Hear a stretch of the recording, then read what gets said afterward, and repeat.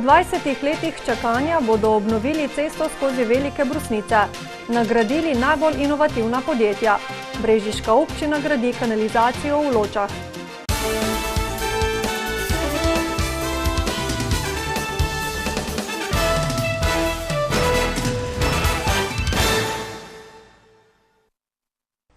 Lepo pozdravljeni. V nekaj tednih naj bi v novomeški občini začeli rekonstrukcijo ceste skozi Velike Brusnice, na katero so tamkajšnji krajani čakali dolga leta. Danes so namreč podpisali pogodbo z izbranim ponudnikom za izvedbo gradbenih del. Direktor Republiške direkcije za infrastrukturo Damir Topolko in župan mestne občine Novo mesto Gregor Macedoni sta s predstavnicama izvajalcev gradbenih del podpisala pogodbo za rekonstrukcijo 662 metrov dolgega odseka skozi Velike Brusnice. Krajani, ob podpisu v gasilskem domu se jih je zbralo kar nekaj, so vendarle dočakali ta trenutek. Ja, po domače 20 let obljub, iz tega izhaja tudi obljuba dela dolg. 99. leta je bil podpisan prvi sporazum, 2004 točno opredelitev, kdaj bi se bo kaj delalo, zdaj pa rečemo po domače 14 let zamude. Z rekonstrukcijo bodo krajani pridobili širše cestišče, nujno potreben pločnik za šolarje in pešce ter ureditev vodotoka, ki predstavlja znaten del naložbe. Ki pač je bil prvotno mešan in zgrajen na 100-letnih vodah, sedaj pa nekako smo zmanjšali, tako da naj ne bi tudi več poplavilo, kar se je zgodilo tam 10 let nazaj. Podpisali smo pogodbo, ki je vrednosti 1 803 000 evrov. Sofinancerski delež občine je 358 000 evrov, vse ti zneski so za vključeni DDV. Imamo že narejeno zaporo, mogoče je treba še kak čas počakati, zapora je v pripravljenosti in to jaz upam, da bomo v 14 do teh tednih začeli delati. Rok za dokončanje del je približno leto dni, krajani pa glede na vse obljube, dane v zadnjih 20 letih, pravijo: Dejansko pa ne verjamemo več nobenemu več, dokaj ne bomo prvih mašin vedeli pa lopat tukaj. Sicer pa se je direktor Republiške direkcije za infrastrukturo Damir Topolko danes s tamkajšnjim županom Macedonijem pogovarjal tudi o obnovi drugih novomeških cest. Šmihelska cesta, Belokranjska cesta, pripravljamo še nekatere ureditve v občini Novo mesto. Kot sem omenil, je teh ureditev verjetno nekje kratkoročno možno oceniti tudi do 10 milijonov. Poleg tega bodo izvedli še nekaj preplastitev, to jim namreč omogoča nekaj več denarja v proračunu. V okviru Dneva inovativnosti so na Brdu pri Kranju že 15. leto podelili nacionalna priznanja najbolj inovativnim podjetjem in inovatorjem v podjetjih in raziskovalnih zavodih. Med dobitniki priznanj so tudi podjetja iz jugovzhodne Slovenije. Za priznanja na državni ravni se je potegovalo 38 inovacij, od tega so jih 12 nagradili z zlatom, 25 srebrom in eno s posebnim priznanjem. V novomeški Krki so prejeli zlato in srebrno priznanje. Zlato za izboljšavo procesa izdelave zdravilne učinkovine Candesartanci Lexetil. Ta inovacija v bistvu prinaša velike prednosti za samo Krko, saj smo z razvojem zdravilne učinkovine Candesartanci Lexetil v bistvu zmanjšali proizvodne stroške, kar je bil tudi eden od prvih ciljev. Srebrnega priznanja so se med drugim veselili v podjetjih Cerjak iz Žadovinka, Inu Brežice, šentjernejskima Iskri Pio in LTK Elektroniki ter novomeškem TPV-ju. Zelo smo veseli, pa jaz osebno in pa komplet ekipa, ki smo dejansko že v samem regijskem tekmovanju prišli do zlatega priznanja. Za nami je tudi na državnem nivoju dala veliko priznanje, to srebrno. Pri nas je od 120 zaposlenih je 40 inženirjev, imamo svojo raziskovalno skupino, tako da je to inovacijo so pozdravljali približno 6 mesecev.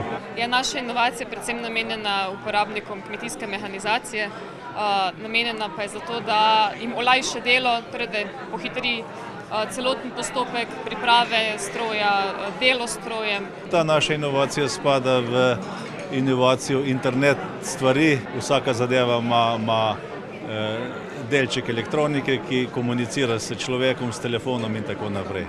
Zelo smo ponosni na prejeto priznanje, saj predstavlja neko nagrado 1 leto in pol trdega dela, ogromno porabljenih ur preko vikenda, popoldnevov. Gospodarska zbornica Slovenije je nagradila tudi najboljšo inovacijo leta po izboru javnosti, in sicer Lekovo novo, otrokom prijazno obliko antibiotika.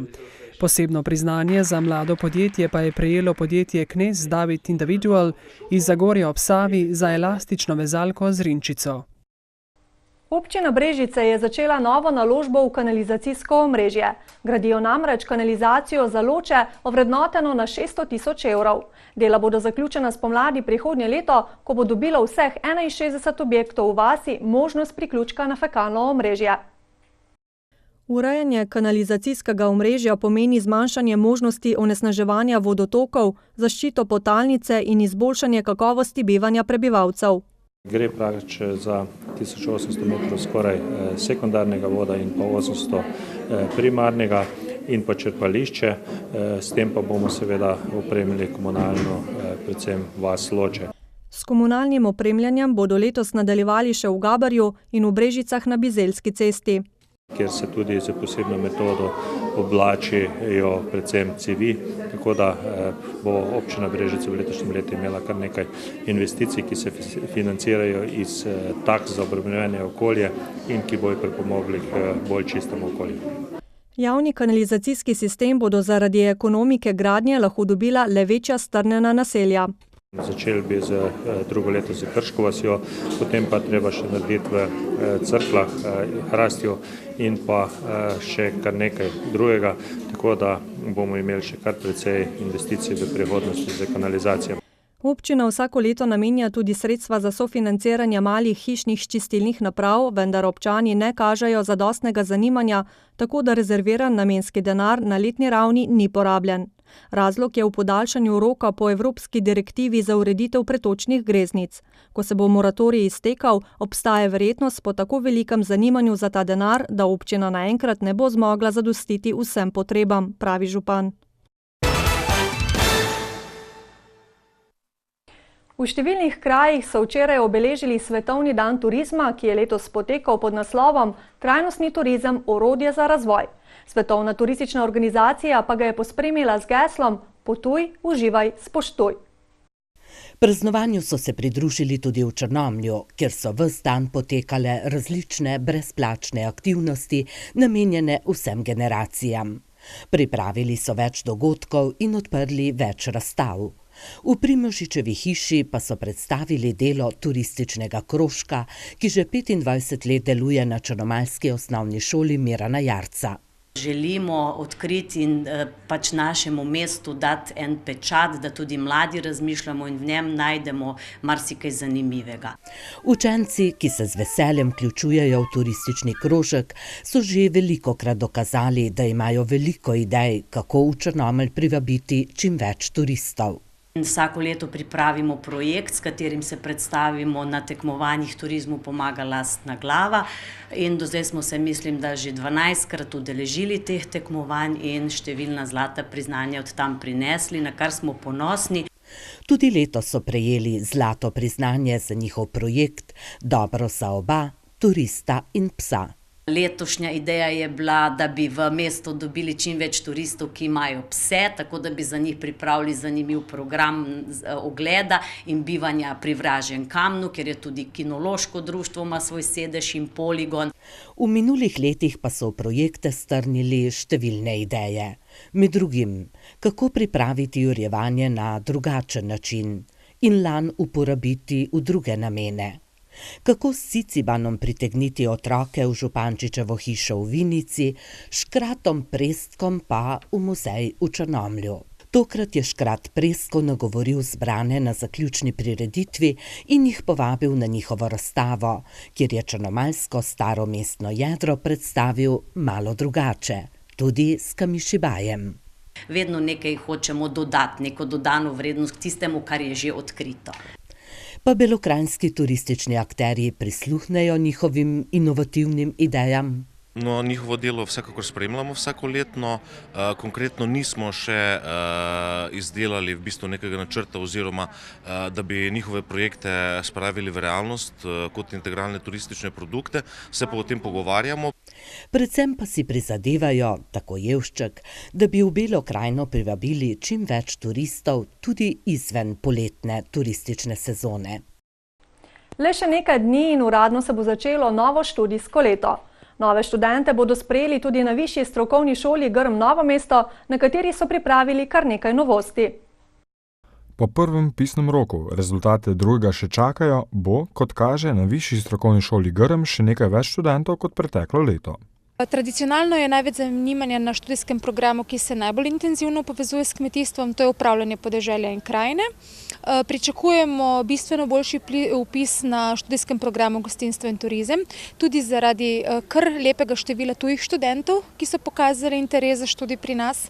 Ostajajo pri svojih 3 študijskih programih, ki so v lokalnem okolju in širše že precej prepoznavni.